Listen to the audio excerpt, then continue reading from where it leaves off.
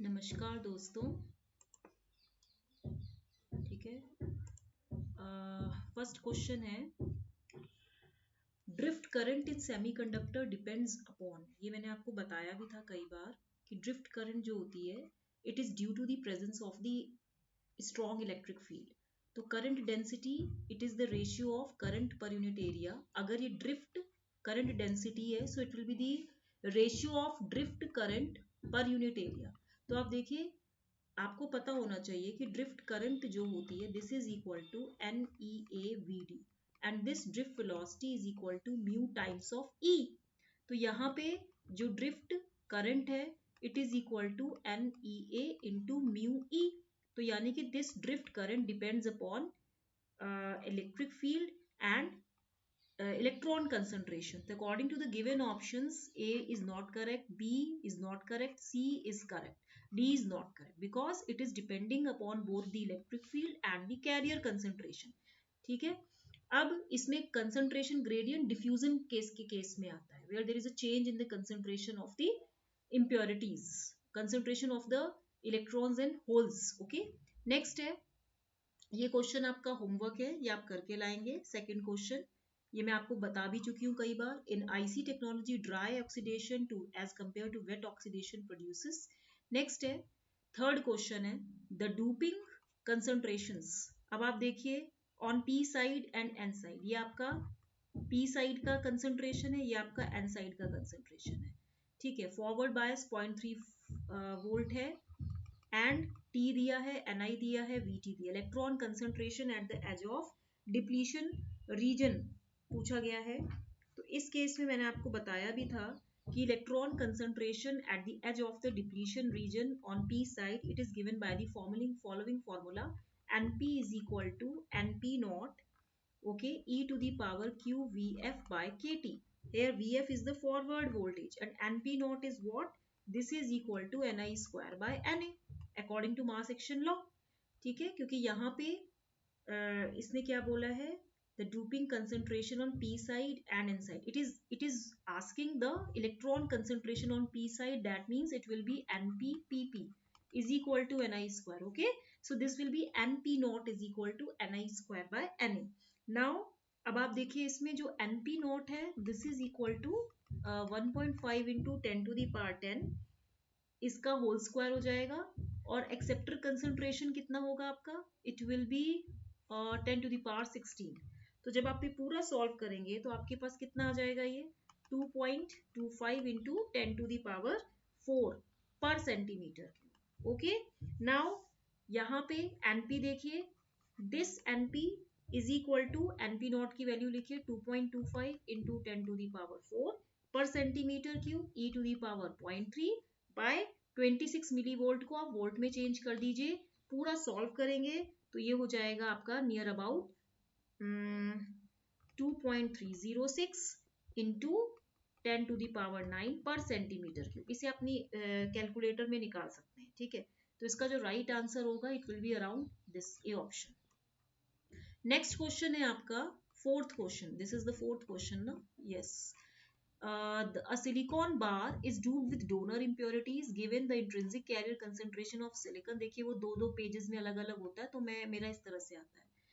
Ni दिया है, complete impurity ionization है, तो equilibrium electron and hole concentration पूछा जा रहा है। देखिए अब इस केस में आप देखिए क्योंकि जो Nd है this donor concentration it is very much greater than Ni because intrinsic carrier concentration is of the order of this much 1.5 into 10 to the power 10 per centimeter cube, और Nd क्या होता है, it is of the order of 2 into 10 to the power 15 generally। तो यहाँ पे क्योंकि it is very much greater than Ni तो electron concentration near about donor concentration होगा and it will be 2.25 into 10 to the power 15 atoms per centimeter cube। Equilibrium hole concentration चाहिए आपको, तो क्योंकि Nn Pn is equal to Ni square, तो Pn निकालेंगे क्योंकि इसमें Nd ग्रेटर है, तो हम इसको रखेंगे, इसको आप सॉल्व कीजिए, कितना हो जाएगा इसका स्क्वायर, और Nn कितना दिया है आपको 2.25 इंटू 10 टू दी पावर 15, तो ये सॉल्व होके कितना आ जाएगा 10 टू दी पावर 5 पर सेंटीमीटर क्यूब। ओके, तो इसका जो राइट ऑप्शन होगा वो डी ऑप्शन होगा, ठीक है। This will be P N and this will be N, okay, right. Next question है आपका, फिफ्थ क्वेश्चन है। फिफ्थ क्वेश्चन में आप देखिए, इसको हम फिफ्थ कर लेते हैं। अज्यूमिंग क्यू दिया है, वीटी दिया है, इलेक्ट्रॉन मोबिलिटी दिया है, concentration gradient of electrons injected into a P type silicon is. देखिए कहने का मतलब ये है, आपको J is equal to Q D N by D X होता है, तो D N by mu N is equal to V T होता है, तो D N is equal to mu N into V T हो गया। अब आप देखिए जो इलेक्ट्रॉन मोबिलिटी है वो कितना है, 1000 सेंटीमीटर स्क्वायर पर वोल्ट पर सेकेंड, और वी टी कितना दिया है, 25 मिली वोल्ट, दैट मीन्स 0.025। इसको पूरा सॉल्व करेंगे तो 25 सेंटीमीटर स्क्वायर पर सेकेंड आएगा। Now you just put down the values. J is equal to this much, dn is this much, and जो concentration gradient है वो आपको कितना दिया है, this much, 1 into 10 to the power 21। पूरा solve करेंगे तो ये हो जाएगा 4000 ampere per centimetre square. Next question है फिफ्थ क्वेश्चन। फिफ्थ क्वेश्चन में आप देखिए ये सब कुछ दिया है, Na गिवन है, Nd गिवन है, टोटल डिप्लीशन विड्थ गिवन है, परमिटिविटी ऑफ सिलिकॉन दिया है, and depletion width on P side पूछा है इसमें, and maximum electric field on depletion region पूछा है। ओके, अब आप इसमें देखिए सीधी सी बात है, Na by Nd is equal to Xn by Xp, this is the formula. यहाँ पे हम प्लस वन कर देते हैं तो ये कितना हो जाएगा, Na plus Nd by Nd is equal to Xn plus Xp by Xp, तो कितना हो जाएगा, Na प्लस Nd कितना हो जाएगा, इन दोनों को ऐड कीजिए, इन दोनों को कितना आएगा, 10 to the power 17, this will be 10 to the power 16, and this will be total depletion width is 3 micrometer, and this is Xp, तो Xp कितना हो जाएगा, this is equal to 0.3 micrometer, ठीक है। अब E मैक्सिमम इलेक्ट्रिक फील्ड निकालनी है, तो मैक्सिमम इलेक्ट्रिक फील्ड कितना हो जाएगा, ये फॉर्मूला है Q N A X P upon epsilon S, या आप इसको लिख सकते हैं Q N D X N upon epsilon S, क्योंकि हमसे एक्स पी पूछा है तो हम ये वाला फॉर्मूला लेंगे। तो यहाँ पे 1.6 इंटू 10 की पावर माइनस 19, एन ए कितना दिया है 9 इंटू 10 टू दी पावर 16, और XP कितना दिया है आपको 0.3 माइक्रोमीटर, तो मैं इसको सेंटीमीटर में कन्वर्ट कर देती हूँ, क्योंकि आपका एप्सिलॉन एस जो है फराड पर सेंटीमीटर में है। ये पूरा आप सॉल्व करेंगे तो आपके पास आएगा 4.15 into 10 to the power 5 volt per centimetre, okay. तो यहाँ पे आप देखिए इसका आंसर कितना आएगा, out of the given options your B is the right answer. Next question है, सेवेंथ क्वेश्चन है, Seventh question. A thin p-type silicon sample is uniformly illuminated with light which generates excess carrier. The recombination rate is directly proportional to, देखिए, the rate at which the EHPs are generated is equal to the rate at which the EHPs electron hole pairs are recombined. During recombination, the electron falls directly from the conduction band to the valence band, thereby emitting the light in form of photon, light energy in the form of photon. So that means जो recombination rate है, this is equal to directly proportional to excess minority carrier concentration, क्योंकि जब light कोई भी silicon sample है जब वो illuminate होता है लाइट से प्रज्वलित होता है, तो उसमें एक्सेस माइनॉरिटी कैरियर कंसंट्रेशन निकलते हैं, चाहे वो डेल्टा एन हो या डेल्टा पी हो। अंडर थर्मल इक्विलिब्रियम दोनों इक्वल होते हैं। लास्ट टाइम पे मैंने आपसे क्या क्वेश्चन पूछा था, मैंने आपसे क्वेश्चन पूछा था ये वाला, ओके, ये वाला क्वेश्चन पूछा था। इस क्वेश्चन को ध्यान से समझिएगा। In the figure, this ln of rho I is plotted as a function of 1 by t. Okay.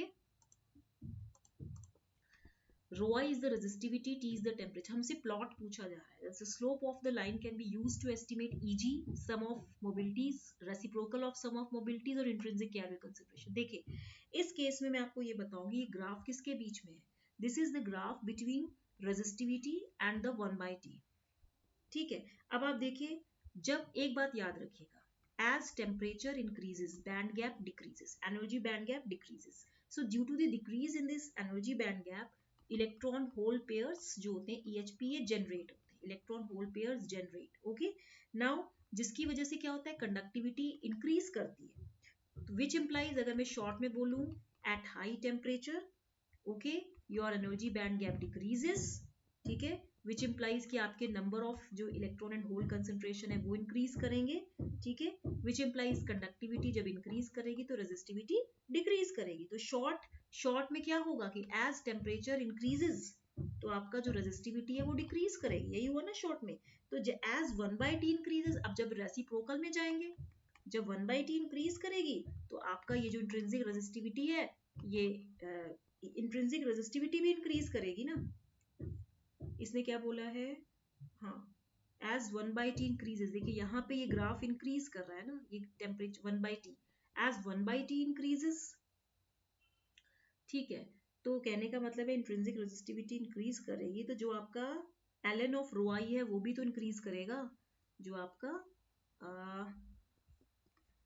ln of रो आई है वो भी इंक्रीज करेगा। कहने का मतलब ये है जब 1/t एक रेशियो है और हाँ 1/t, अगर आप इसको इंक्रीज करेंगे, इसको इंक्रीज करेंगे तो जो ये रेजिस्टिविटी है ये भी तो इंक्रीज करेंगे, तो ये नहीं टेम्परेचर के बढ़ाने से ये रेजिस्टिविटी आपकी घटती है क्योंकि कंडक्टिविटी बढ़ती है, ठीक है। तो जब ये घटती है तो 1/t को भी जब आप बढ़ाएंगे तो ये रेसिप्रोकल में है ना, तो ये इंक्रीज होगी। 1/t है ना, ये 1/t है तो रो आई इंक्रीज होगी।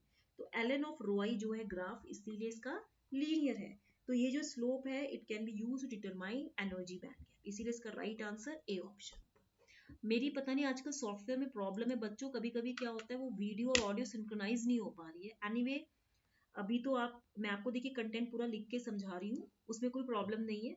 आप बस वो रिटर्न वर्क पे जाइए, बाकी जो भी प्रॉब्लम हो रही है आई एम सॉरी। अब तक तो कुछ ही वीडियोस ने, बहुत कम वीडियोस ऐसे हो गए जिसमें मेरा सिंक्रोनाइजेशन प्रॉब्लम है, लेकिन till then everything is okay. Okay, so मैं आपको यही बोलूंगी कि इसको अच्छे से लाइक शेयर एंड सब्सक्राइब कीजिएगा। नहीं भी करना है तब भी कोई बात नहीं, मैं पढ़ाती रहूंगी। Till then good bye.